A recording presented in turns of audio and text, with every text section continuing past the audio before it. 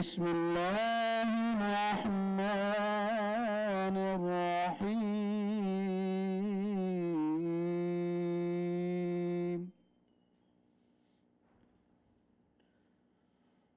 هو الله الذي لا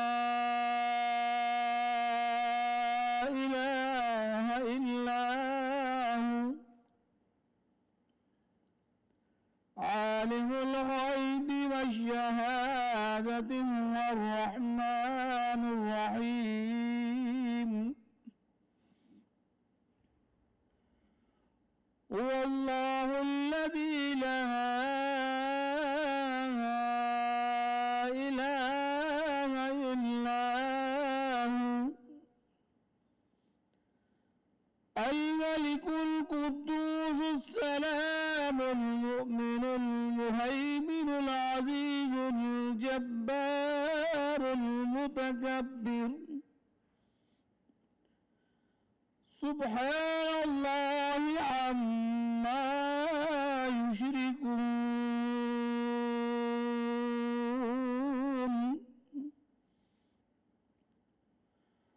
هو الله الخالق البارئ المصور له الأسماء الحسنى يسبح له ما في السماوات والأرض وهو العزيز الحكيم آمنت بالله صدق الله العظيم.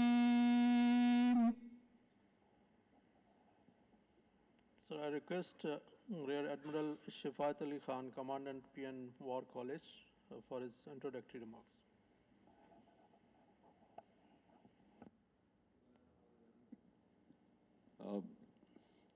Honorable Chief Minister, sir, Sayyid Murad Ali Shah Sahab, senior officers of the provincial government, and sir, we're grateful and honored to be here in your presence, along with the group of officers, which is mainly comprising of the 51st PN Staff Course, in which we have representation from friendly countries also, and some 25 officers are here from the friendly countries.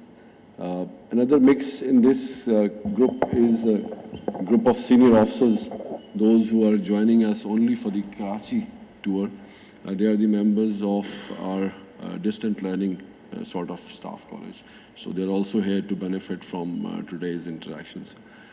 So as I said, that this is the 51st staff college. So Alhamdulillah, by the grace of Almighty, our college has completed its 50th staff courses last year. So this is a renewed beginning with some promising officers that we will, inshallah, progress in the path of learning and serving the nation. Coming here at your office in your presence, sir, it's a unique honor for me. I'm here, I think, for the 4th time. Last time I was here leading a delegation of Aman participants, and I can say that it's always a treat to listen from you, and it's always very rewarding to know the insight how the government is functioning in this great province of Sindh. So, sir, without further ado, may I request you to kindly address the audience. Bismillah ar-Rahman ar-Rahim. Admiral Shafat Ali Khan, faculty and admin staff, the course members of the 51st PN staff course, especially the participants from our friendly countries, ladies and gentlemen, the Chief Secretary Sindh, the colleagues in the Sindh government. Assalamu alaikum. I wish you all a very good afternoon here. It's indeed an honor to host you here during your course and have a discourse with you regarding the province of Sindh, regarding the governance in the province of Sindh. We in the province of Sindh are very proud. Sindh was the gateway to Islam in this region. Furthermore, we have the honor that the Provincial Assembly of Sindh was the first legislature which had passed a resolution for the creation of Pakistan. So both these honors make us proud. Sindh is known as the land of Sufis. It had a very peaceful past. Unfortunately, starting the late 80s and the early 90s, we had lots of problems in Sindh. We had the problems of dacoits in the rural areas, in the urban areas. We had lots of religious and ethnic strife.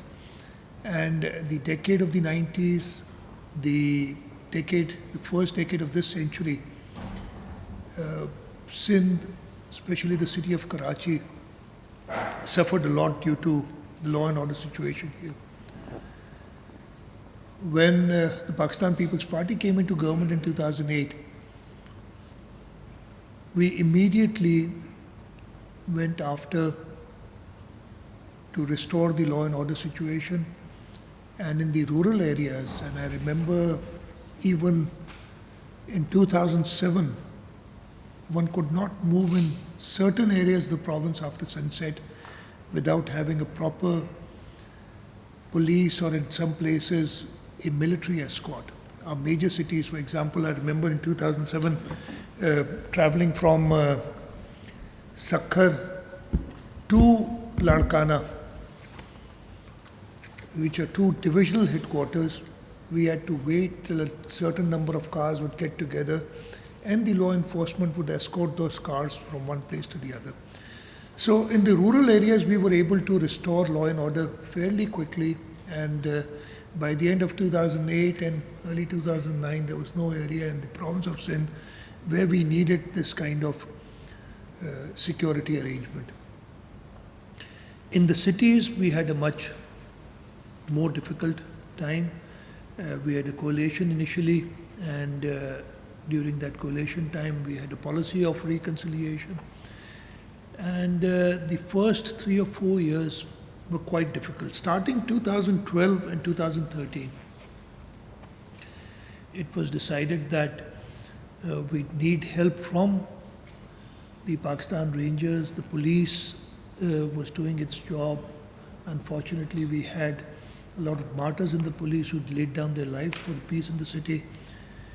And in 2013, we gave some additional powers to Pakistan Rangers to restore peace in the city. They worked together with the police.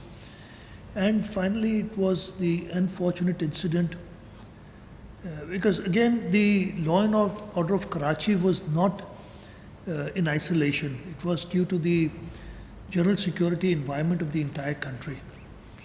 And into the unfortunate incident of the Army Public School in Peshawar prompted all the stakeholders to get together on a table and formulate a national action plan to restore peace in the country.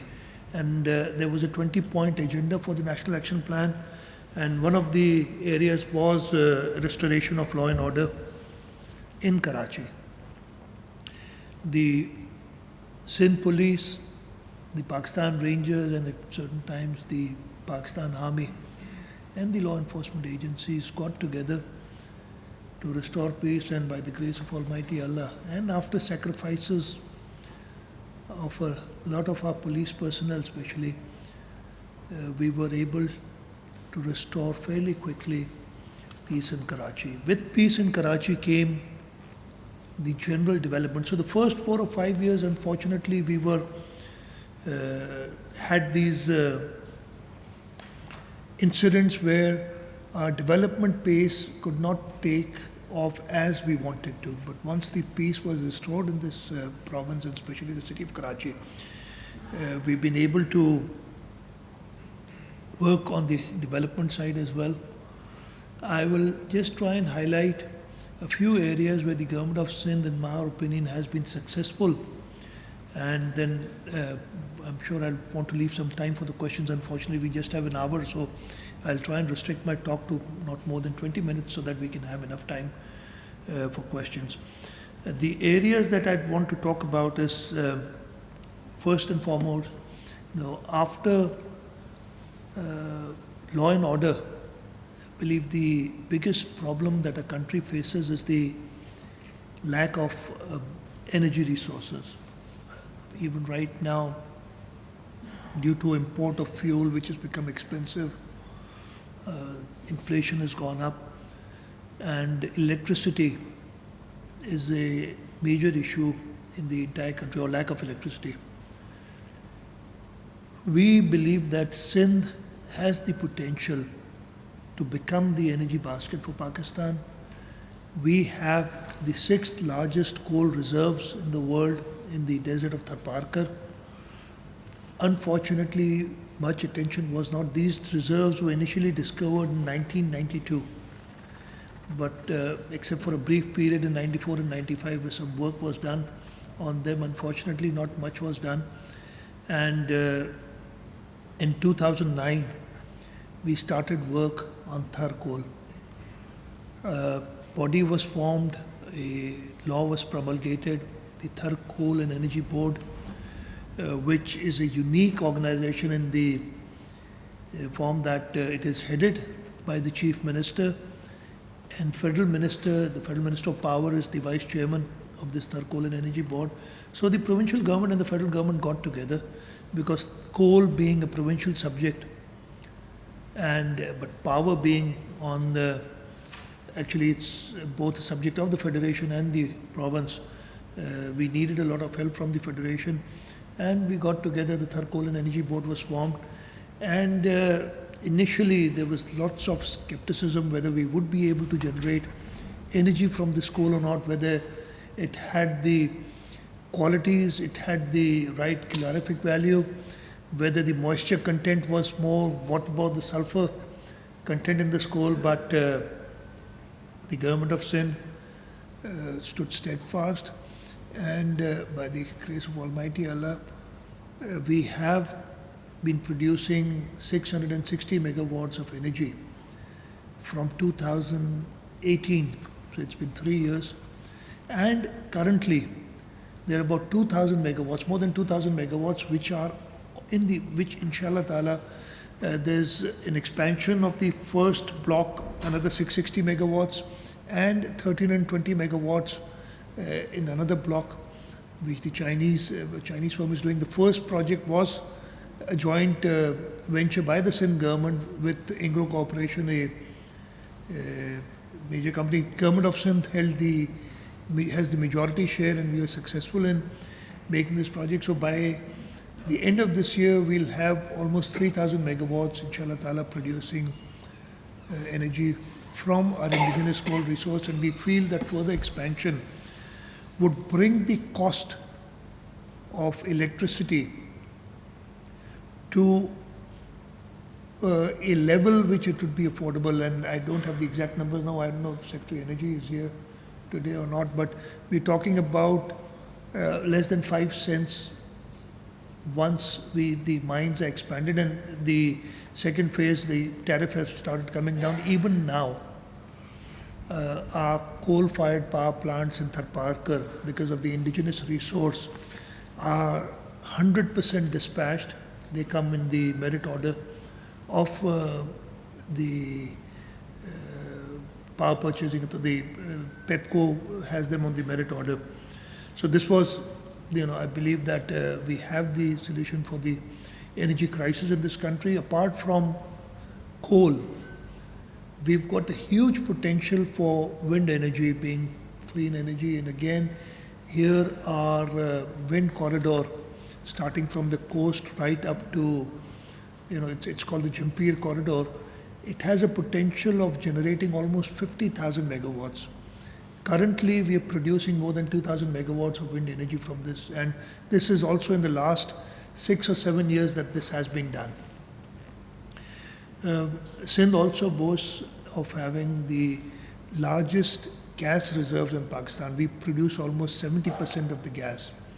And in this area also, Sindh government, along with a private partner, has constructed a power plant which is giving 100 megawatts of electricity to the city of Karachi. The second area that I'd want to talk about is our work, especially in the health sector, and especially in the tertiary care. We got, after the 18th Amendment, three hospitals from the federal government, the National Institute of Cardiovascular Disease, the National Institute of Child Health, and the Jinnah Hospital, as it is really known. I'll just talk about one of them, though we've worked in all three. Actually, I can talk about all three. NICVD, when we took over in 2012-13, the budget provided by the federal government for NICVD was about 700 million rupees. This has been increased currently to more than 15 billion rupees. What we've done is we've constructed a total of, I've forgotten number, 8 satellites. We've got a hospital in Hyderabad, in Larkano, in Mirpur, in Sakkar, in Tando Muhammad Khan, in Khairpur, in Sevan, and one in Liari. And apart from that, we've got 21 or 22 mobile units for coronary care. The NICVD in Karachi boasts of doing the largest number of primary angioplasties anywhere in the world. And they're all free. In Sakkar, we've got a setup which is as good as NICVD Karachi, and inshallah ta'ala, the way it is developing, after Karachi, it'll be the second largest hospital in the world to do primary angioplasties under one roof. We are doing heart bypasses in Karachi, in Sakkar, in Tando Muhammad Khan, I had 3, I remember. We've recently, this was about 3 months ago, in NICVD Karachi, they were able to do a procedure where they could remove the blood clot in the brain, something which paralyzes people. And this is again not done anywhere else in Pakistan. And that's one area. The other 2 hospitals, the Jinnah Postgraduate Medical Center, again we've increased its resources by many folds. Here is a very good example of public-private partnership where, along with the Patient Aid Foundation, we've upgraded the hospital to a level now. Right now, the radiology center in JPMC is as good as any other place in the world. We had one last year. We added in 2020. We added a second machine called CyberKnife, which treats cancer patients. And this procedure costs anywhere in the world. This costs between $50,000 to $100,000 per patient. You go through several sessions of radiology. And we have the capacity right now to do 24 sessions. The first machine does 8 sessions a day. The new one that we got 2 years, 1.5 years ago, does 16 sessions a day. So we do 24 sessions, sittings, and you can do 24 sittings in a day. And this, as I said, this total procedure costs around $100,000, is done free of cost. Here, the public-private partnership is that the machines were procured by the private sector, and the government of Sindh gives money to run them. We've had patients both in NICVD here at the cancer center in Jinnah Hospital from not only all over Pakistan, but the entire world. Because again, poor Pakistanis living abroad who want this treatment done cannot afford it abroad, so they come to Pakistan and have this they have these procedures done here. Another center that I'd like to talk about is the Gambat, Pir Abdul Qadir Shah Gambat Institute of Medical Sciences. This is in district Khairpur, almost the center of, it's more on the northern side of Sindh, at the Tehsil headquarter, where the hospital about 10 years ago, or even longer than that. 2007, a small hospital was started. The government of Sindh invested in it. And currently, this hospital in Gambat has done more than 500 liver transplants, which we started in 2014. The first one was in 2014, and we started increasing. They do liver transplants, they do kidney transplants, they do cornea transplants, and it's a state-of-the-art hospital, as I said, in a tehsil headquarter in the province of Sindh. So in the health sector, especially in the tertiary care, and I can talk about other areas, the SIUT under Dr. Adib Rizvi, the Sindh Institute of Urology and Transplant, is again an example where there's world-class facility. And again, this is another area where, another institute where we've been able to raise private funding. A lot of philanthropists come and invest, give money to these institutions, and with the government we are able to serve not only the people of Sindh but people from all over Pakistan. Talked about public-private partnership. I'll just go to the next area that I want to talk about. Sindh leads Pakistan in public-private partnership. In 2008, when we'd come in the government, we felt, and the leadership had this vision, that the government by itself will not have enough resources to fund the development schemes or other service delivery projects on its own. And we need to get the private sector involved in order to come up to the expectations of the people. The public-private partnership law was promulgated in 2010. We started with infrastructure. The first project we did was a 4-lane dual carriageway from Hyderabad to Mirpur Khas, where the government investment, the hard cash investment was less than 20%, and the other 80% was raised by from the private sector as equity and debt from banks. By the grace of Almighty Allah, we paid off the commercial debt in that project, and we start charging a toll. So the business model is formed. Since then, we've done a bridge over River Indus in public-private partnership. We've done the Karachi-Thatta dual carriageway in public-private partnership. We've gone into the service sector. We've done a number of hospitals where the government of Sindh constructs the hospital and hands it over to the private sector to operate, and we work under the public-private partnership law. We've done a number of schools where the government of Sindh, in certain cases we had the USAID and the Japanese government build school for us, and we handed them over to the private sector, to educational management organizations which are shortlisted, and then there's a competition amongst them to select the best person, and we try and get world-class education or good education to the children of this province. So in the infrastructure sector, in the service sector, may it be power, may it be roads, and as I said, in the service sector, education and health, our public-private partnership has been very successful, and it's been recognized.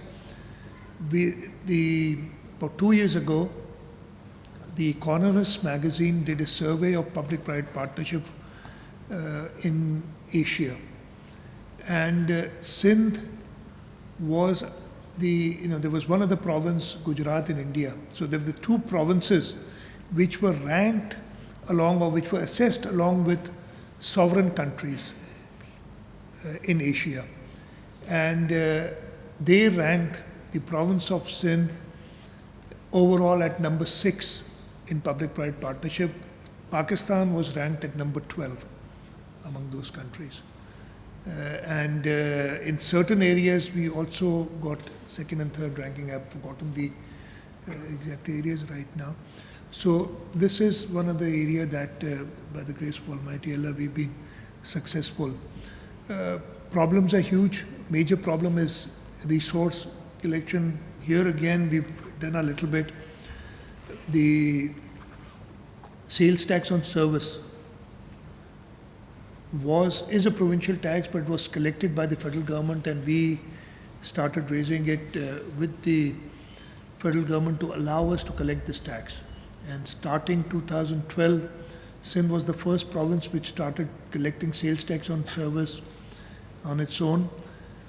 The last year that the federal government collected for us was 2011 and 12.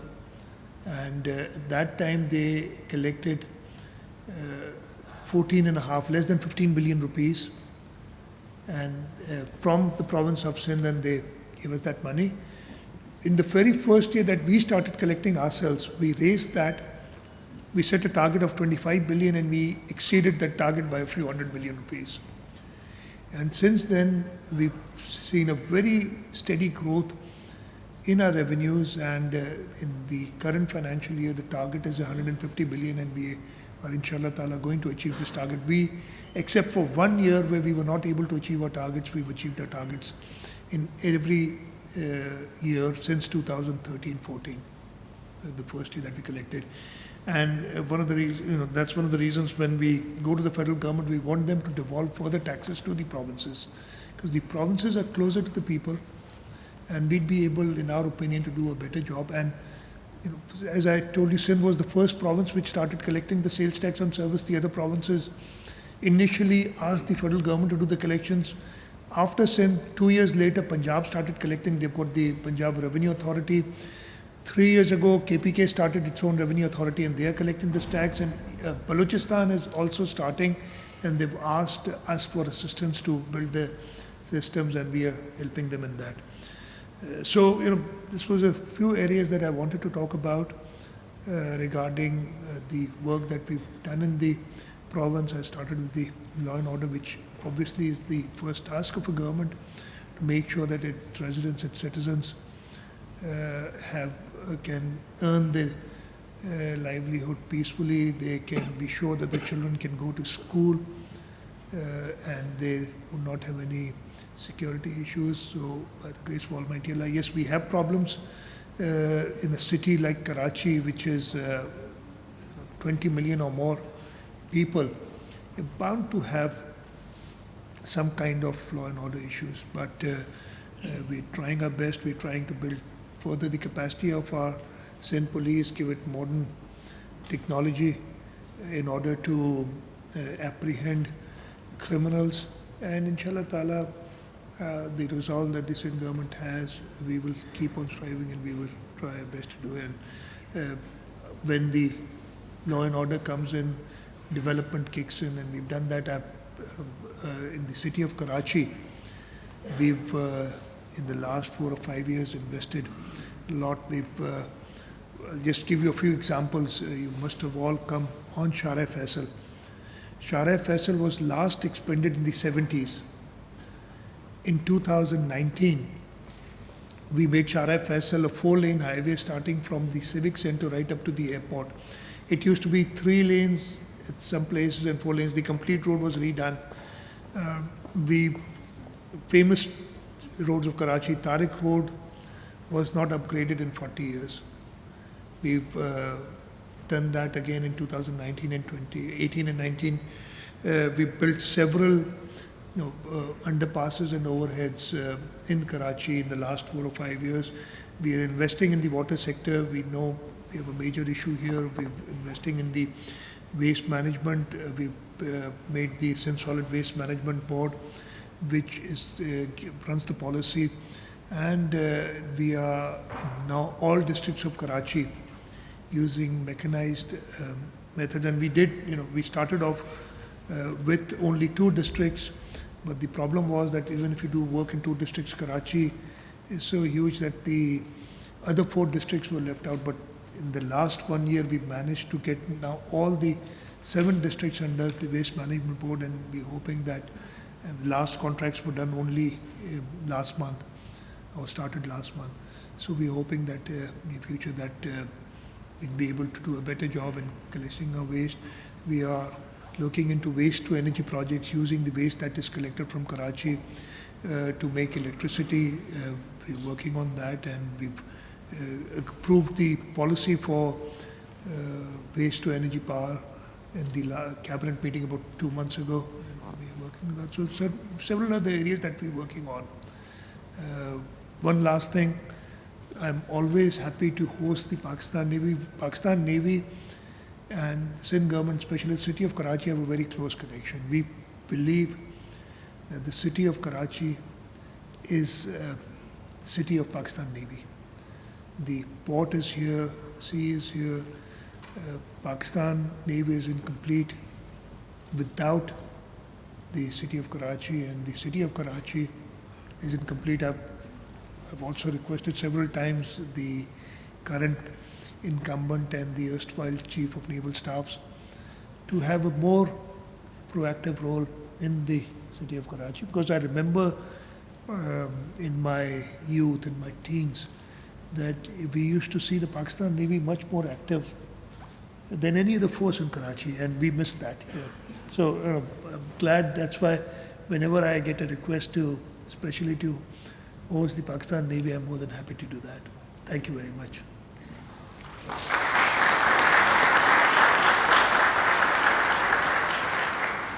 Thank you very much. Now, with your permission, we can Sure. start the question and answers. Sure.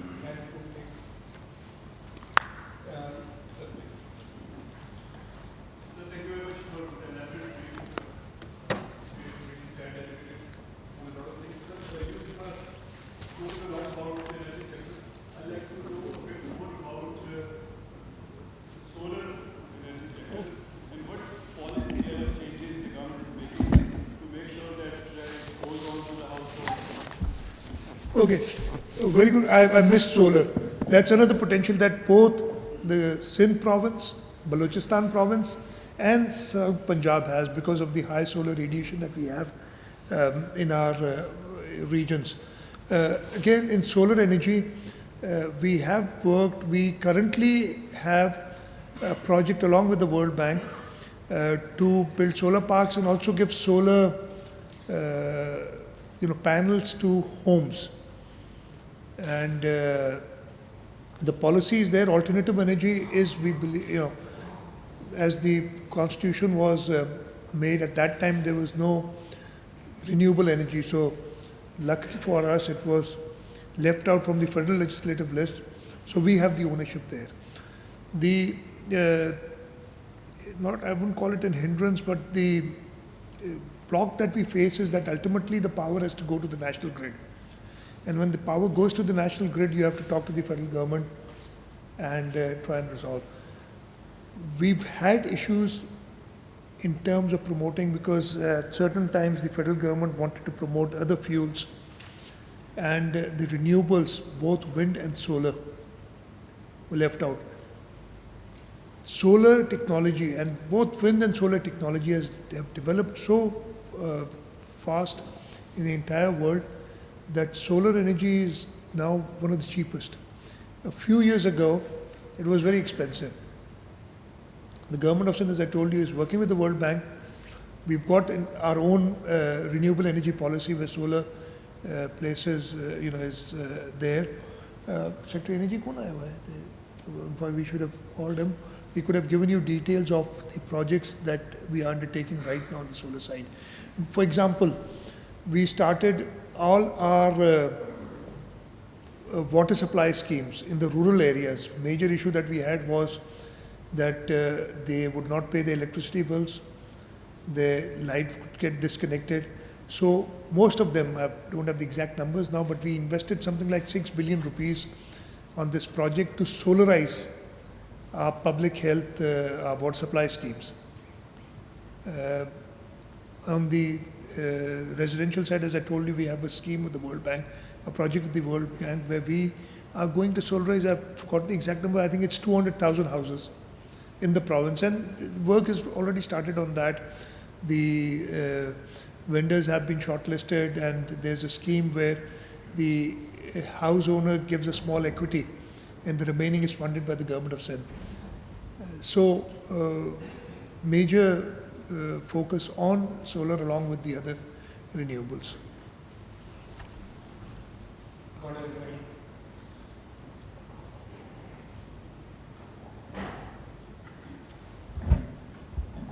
Assalamu alaikum. Commander Ibrahim from Royal Saudi Naval Forces, sir. I am glad to be here in Sindh and in Karachi. I visited Karachi 2006 and 2021, 15 years old, and I have seen the difference between 2006 and 2021. Sir, as you mentioned, you are doing a very good job on the healthcare and education, electricity and the water. How can the poor people using these, is it free for them or not? And what is your plan to bring these people to the normal society as a water? Thank you. Thank you very much, Juan Ibrahim. I welcome you here to the province of Sindh and to the city of its capital, city of Karachi. And along with you, I welcome the participants from Bahrain, Bangladesh, Egypt, Indonesia, Jordan, Malaysia, Myanmar, Nigeria, and Sri Lanka. Welcome here. A very pertinent question, especially, again, I'm a political person, so I like to talk about my political party. The very name of a party it's Pakistan People's Party. And we've always been, from our founders to date, and we're known as the party of the laborers, we are known as the party of the general public, and that is why we are sometimes accused of not, and only last week in this very room I had some business community and industrialists, and they always talk about other parties as being business friendly and industry friendly, and People's Party is not. So one of the major problems that I had when we were doing one other project that we've done is invested a lot in reverse osmosis plants in the entire province, and especially in Tharparkar. We've had problems, the plants are not running properly. Keep on just today, our Minister for Public Health is in Tharparkar regarding these RO plants. And when the initial project came in, I was not the Chief Minister at that time, I was in the Finance Department. So they said that we will recover the cost by charging people for the water we sell.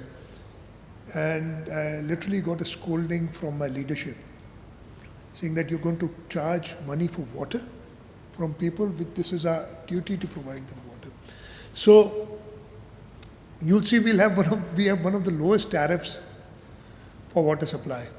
And that is one of the reasons that we always have a argument with the international donor agencies. The bank wants us to, I remember about 3 years ago, the president of the World Bank was here, and we had hosted him here for lunch.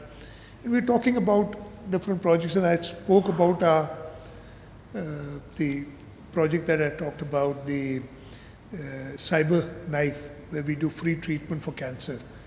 And I was telling him about it, and he was looking at me surprised. And he said, why are you doing it for free? And I didn't have an answer for him, because they don't understand the concept of serving the people.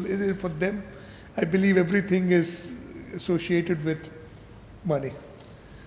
So, we have been striving. One of the reasons that we've not been able, and this is criticism that we face, is that we don't price our products the right commercial way. But again, our commitment to the public is such that at least our political party, it becomes very difficult for us to charge them. We started, the Pakistan People's Party started in 2008, the Benazir Income Support Program. And it was done very transparently. The poorest of the poor, a survey was done for the entire country. And the poorest of the poor was selected. And we got a lot of international funding from friendly countries like Saudi Arabia for these programs to uplift the poor. And this is a program recognized for its transparency by the entire world. And despite the fact that it was started by the Pakistan People's Party, the government succeeding, we did not have our party in the center from 2013 to 18. Currently also there's another political party at the center, but all of them have continued with this program. So they've tried to change names now and then, but we have always been very people friendly, and we continue to do that. Lieutenant, what did I ask?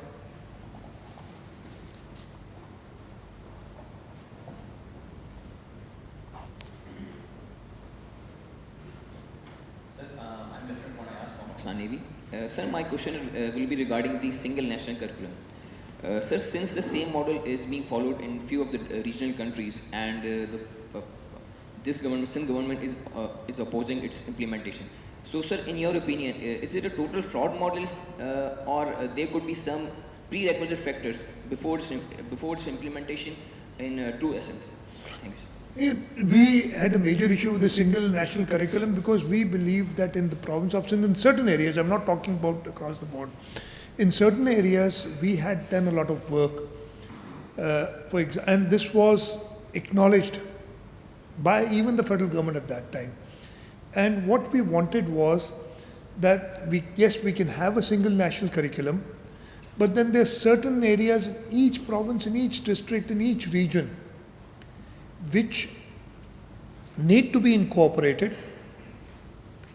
And apart from that, what we thought was that, for example, the culture or the history or the literature in Sindh also needs to be taught in other provinces and vice versa. We unfortunately could not convince the federal government, or we believed that they had made up their mind, they had set it up. And our thought was that this would act, there are certain, and I truly agree that yes, in certain regions, in certain areas, the children are not given the same kind of education as, other areas. So what we should be doing is bringing the level up to the same level, instead of equalizing it by bringing the level of the good schools down. And this, I believe, what has happened. We do not have an issue with following a single national curriculum, but again, as I said, you have to pick from the best. Yes, perhaps you need to sacrifice a little and then ultimately come to a level where all will go up together. In order to compete in this, and again, I remember when we were studying, or when I wanted to go abroad to get my higher education, there were only limited opportunities. I could only go to my seniors and get some information and then try and make up my mind as to where to go. And the world has opened up tremendously. Right now we have got a problem of trying to restrict, instead of giving more information, trying to restrict information to people. And at this age, if you impose complete restrictions, you're not going to get anywhere. So our thought was that yes, as you said, it's a little flawed. We can work on it, and we explained this to the federal government, but we need to make sure that we don't destroy the few good institutions or few good areas that we have working. For example, I'll tell you, in the province of Sindh, we've got our different, we've got the Karachi board, the Hyderabad board, the Sakkar board. Apart from that, we've got Aga Khan doing their own syllabus and doing their own curriculum. And Aga Khan board is doing very well, private sector. So why would we want to bring it down to the level of one of our boards which is not performing? So this was the basic issue that we had with the single national curriculum. The other provinces just, the other three provinces just went in blindly with the federal offer. We tried to scrutinize it and suggest some changes. They were not receptive to them, and that's why we opted out. Sir, with your permission, we'll have the last question. Sure. Lieutenant Commander Abu Bakr, Nigerian Navy.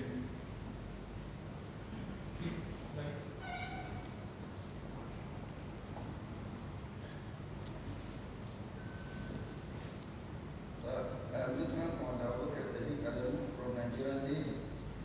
So, mashallah, despite limited resources,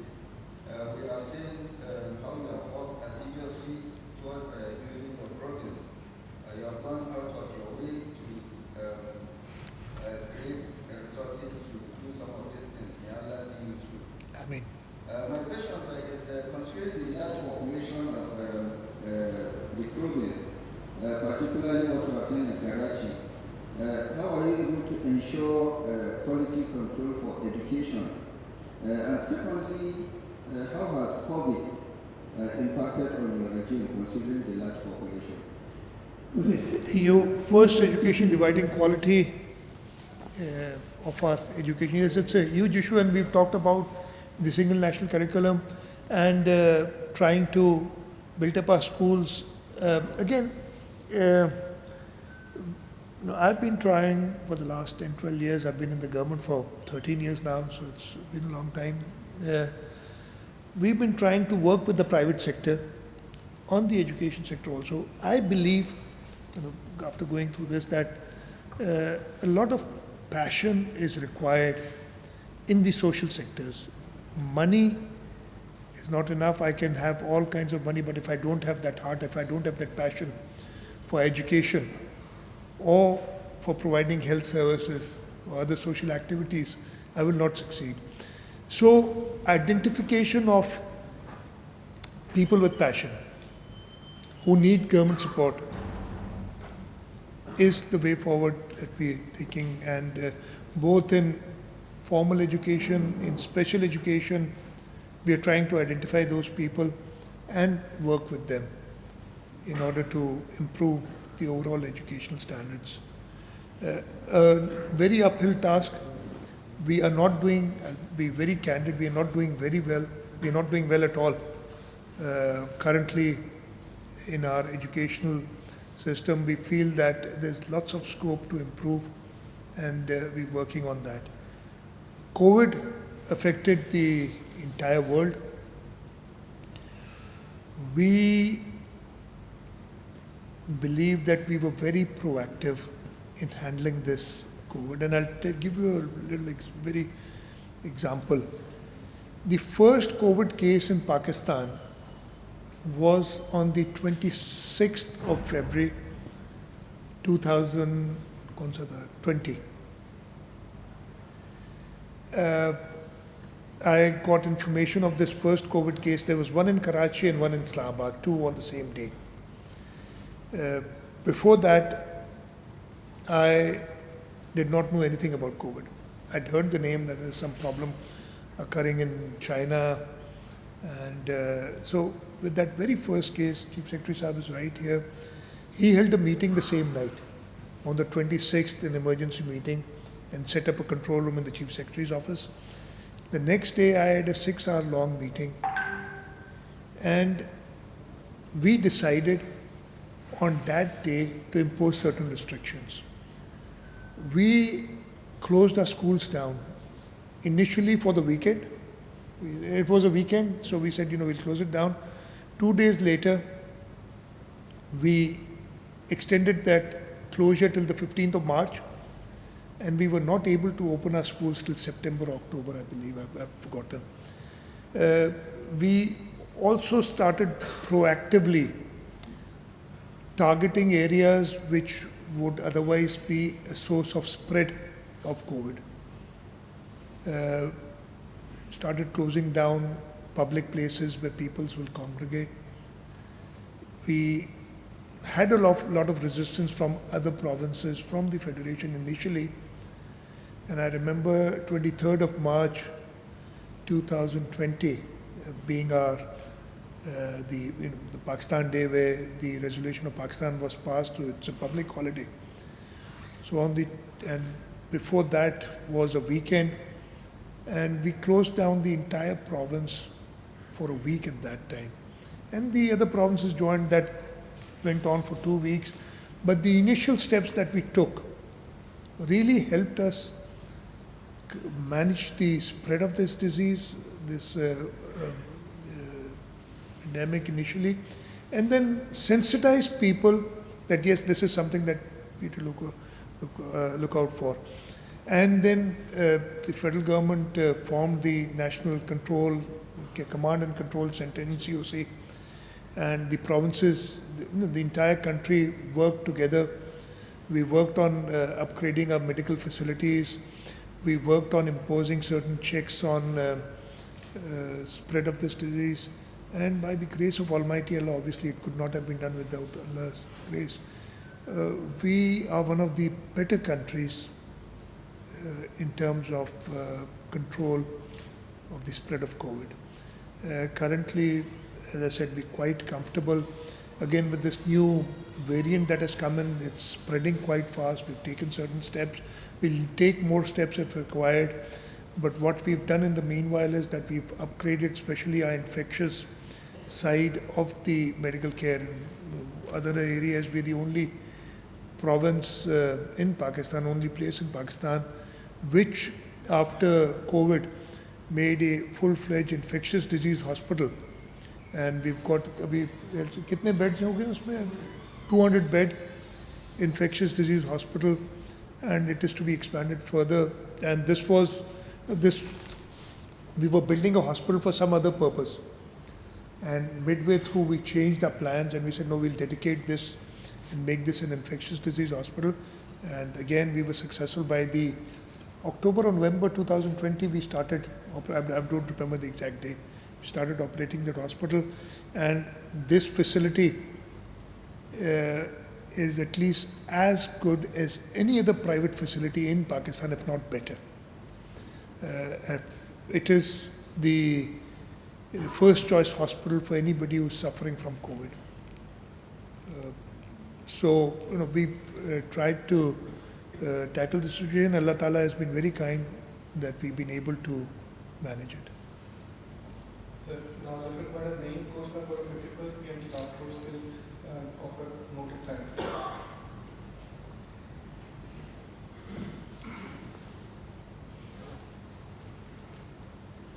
Ladies and gentlemen, the province of Sindh, the third largest province of Pakistan by area, second largest by population, has a distinct culture, rich history, ethnic diversity, and cherished association with the creation of Pakistan.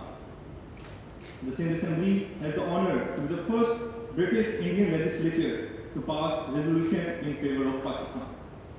Since its inception, this institution has rendered remarkable contributions in improving law and order, financial discipline, healthcare, education, and infrastructure development for a common man. Today, we stand better educated with the working methodology and influences of Civil Secretariat Sindh in making Sindh which it is today. Sir, on behalf of Commandant, faculty, and course member of 51st Pakistan Navy Staff Force and 19th Correspondence Force, I, Lieutenant Commander Naeem, extend my profound gratitude for hosting us today. We look forward to continue this interaction in the future as well. Now, I would request Commandant P.N. War College, Rear Admiral Shafat Ali Khan, Star Imtiaz Military, to present souvenirs to our worthy host. Sir, please.